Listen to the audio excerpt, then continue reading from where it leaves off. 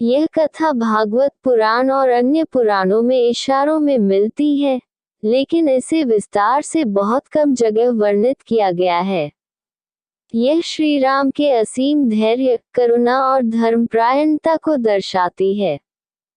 द्वारका के राजमहल में एक अद्भुत घटना घटी। महारानी रुक्मिणी, जो भगवान श्री कृष्ण की अर्धांगिनी थी, एक दिन गहन विचारों में लीन थी। उनके मुखमंडल पर गंभीरता छाई थी। यह देखकर श्री कृष्ण मुस्कुराए और बोले, प्रिय, किस सोच में डूबी हो? क्या तुम्हारा मन व्यथित है? रुक्मिणी जी ने एक लंबी सांस ली और कहा, नाथ, मैं एक प्रश्न को लेकर असमंजस में हूँ। आप तो साक्षात नारायण हैं, फिर भी मैं सोच रही थी कि यदि मेरा विवाह श्री राम से हुआ होता तो। श्री कृष्ण मुस्कुराए। उन्होंने कहा, देवी, ये तो रोचक विषय है। श्री राम का चरित्र अद्वितीय है, परंतु क्या तुम उनके धैर्य की परीक्षा लेना चाहती हो?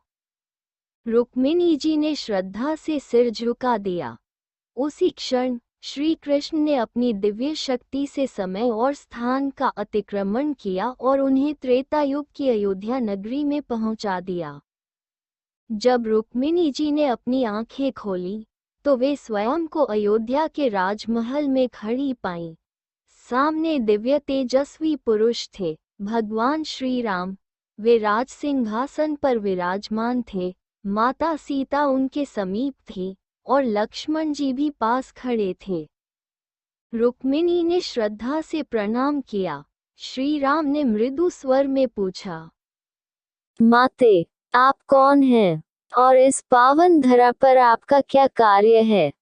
रुक्मिणी जी ने विनम्रता से उत्तर दिया, रघुनंदन, मैं आपकी एक अनन्य भक्त हूँ और आपसे एक जिज्ञासा पूछना चाहती हूँ। श्री राम मुस्कुराए और बोले, निसंकोच कहो देवी, सत्य का अनुसंधान करना ही धर्म है। रुक्मिणी ने कहा, हे रघुकुल भूषण, यदि मैं आपकी अर्धांगिनी होती तो क्या आप मेरे लिए भी वैसा ही त्याग करते जैसा माता सीता के लिए किया? श्री राम का मुखमंडल शांत था। उन्होंने अपनी कमल सदृश आंखें बंद की और उत्तर दिया, देवी, नारी मात्र पूज्य है, परंतु मेरा धर्म और मर्यादा यही है कि मैं एक ही पत्नी का व्रत धारण कर चुका हूँ।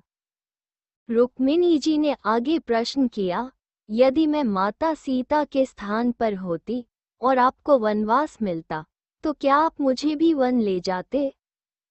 श्री राम गंभीर हो गए। उन्होंने कहा, धर्म का प्रथम लक्षण है मर्यादा का पालन।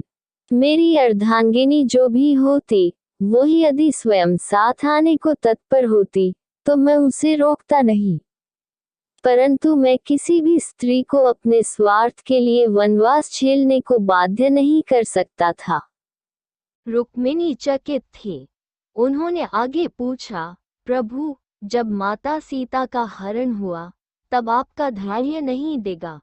कैसे आपने इतना बड़ा संकट सहन किया? श्री राम ने शांत भाव से कहा, धैर्य वही रख सकता है जो अधर्म से न डरे। यदि मैं अधीर हो जाता तो क्या मैं मर्यादा पुरुषोत्तम कहलाता? मेरी शक्ति, मेरा बल, मेरे शस्त्र सब तभी सफल होते जब मैं धर्म के पथ पर अडिग रहता। रुक्मिणी जी यह सुनकर भाव विभोर हो गई। उन्होंने श्री राम को प्रणाम किया और श्री कृष्ण की कृपा से पुनः द्वारका लौट आए। जब रुक्मिणी जी ने आंखें खोली तो वे पुनः द्वारका के महल में थीं। श्री कृष्ण ने मुस्कुराते हुए पूछा, कैसा लगा श्री राम का धैर्य?